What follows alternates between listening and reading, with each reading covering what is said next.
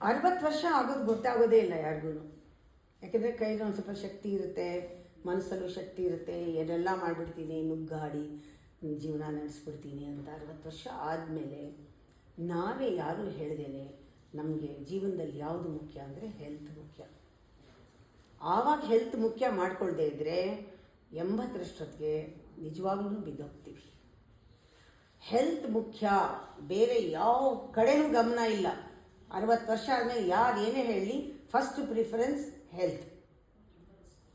ನಿಮ್ಮ ವಿಸ್ಡಮ್ಮಿಂದನೇ ನೀವು ಡಿಸಿಪ್ಲಿನ್ ಮಾಡ್ಕೊಳ್ಳಿ. ಯಾರು ಅವ್ರು ಹೇಳಿದ್ರು, ಇವ್ರು ಹೇಳಿದ್ರು, ಡಾಕ್ಟರ್ ಹೇಳಿದ್ರು, ಅವ್ರು ಹೇಳಿದ್ರು, ಬೇಡ. ಹೇಗಿರಬೇಕು ನಿಮ್ಮ ಬಾಡಿ ಅಂದರೆ keep moving every day.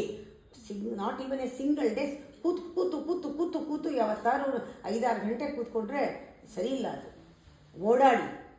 Body ಯಾವಾಗಲೂ ಆ್ಯಕ್ಟಿವ್ ಆಗಿರಬೇಕು. Keep moving body, maintain strength maintain ಮಾಡೋಕ್ಕೆ, ಅಲೈವ್ ಆಗಿರೋಕ್ಕೆ ನೀವು ಓಡಾಡಲೇಬೇಕು.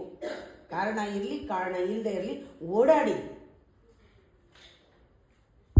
ನೀವು ತಿನ್ನಬೇಕಾದ್ರೂ ಕೂಡ ನನಗೆ ಶಕ್ತಿ ಬೇಕು ಅಂತ ತಿನ್ನಬಾರ್ದು, ಕಂಫರ್ಟ್ ಇರಬೇಕು. ತಿಂದಾಗ ಕಂಫರ್ಟಬಲ್ ಆಗಿರಬೇಕು. ಬಾಡಿಗೆ ಫ್ಯೂಯಲ್ ಥರ ಇರಬೇಕು, ಪಾಯ್ಸನ್ ಥರ ಇರಬಾರ್ದು. ಆವಾಗಲೂ ಗಮನಿಸಿ. ಮಲ್ಕೊಳ್ಳೋವಾಗಲೂ ಅಷ್ಟೇ ಒಳ್ಳೆ ರೆಸ್ಟ್ ಸಿಕ್ಕಲಿ ಅಂತ ಮಲ್ಕೊಳ್ಳಿ.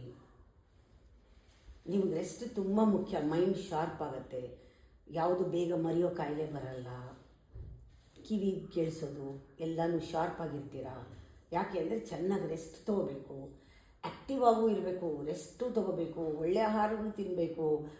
ಗೆಟ್ ರೆಗ್ಯುಲರ್ ಚೆಕಪ್ ಮಾಡಿಸಿ. ಆವಾಗವಾಗ ತಳ್ಳಬೇಡಿ, ಮುಂದೆ ನನಗೇನು ಆಗಿಲ್ಲ ನೋಡೋಣ ಡಾಕ್ಟರ್ ಹತ್ರ ಹೋಗಿ. ಇಲ್ಲ, ಚೆಕಪ್ ಮಾಡಿಸ್ಲೇಬೇಕು.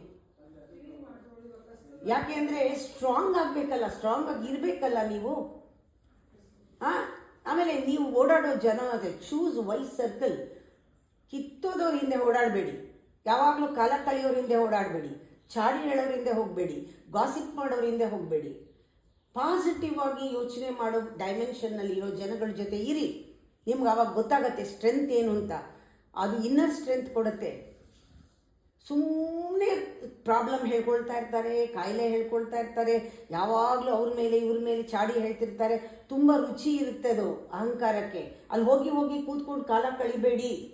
ನಿಮ್ಮ ಆರೋಗ್ಯಕ್ಕೆ ಒಳ್ಳೆಯದಲ್ಲ ಅದು. ಮಾನಸಿಕವಾಗಿ ನಿಮಗೆ ತೊಂದರೆ ಕೊಡೋದು ಅಂಥವೇನೆ. ಅದಕ್ಕೆ ಹೇಳೋದು, ಯಾವ ರೀತಿ ನೀವು ಇಟ್ಕೋಬೇಕು ಅಂದರೆ ನಿಮ್ಮ ಮೈಂಡ್ನ ಹೆಂಗಾಗಿ ಇಟ್ಕೋಬೇಕು. ನೀವು ಅಂದ್ಕೊಂಡಿದ್ದೀರ ಈ ಥರ ವಿಚಾರ ಎಲ್ಲ ಹಾಕ್ತಾ ಇದ್ದರೆ ನೀವು ವಯಸ್ಸಾಗಿಲ್ಲದೆ ಇದ್ದರೂ ಮುದುಕರಾಗ್ಬಿಡ್ತೀರ. ಯಾಕೆಂದರೆ ಮುದಿತನ ಬರೋದು ಈ ಥರ ವಿಚಾರಗಳಿಂದ, ನೆಗೆಟಿವ್ ವಿಚಾರಗಳಿಂದ ಬರೋದು. ತಿಳ್ಕೊಳ್ಳಿ. ಏಜ್ಗೆ ಲೈಫ್ ಕೊಡಿ, ಲೈಫ್ಗೆ ಏಜ್ ಬೇಡ. Not age to life, you should add life to age.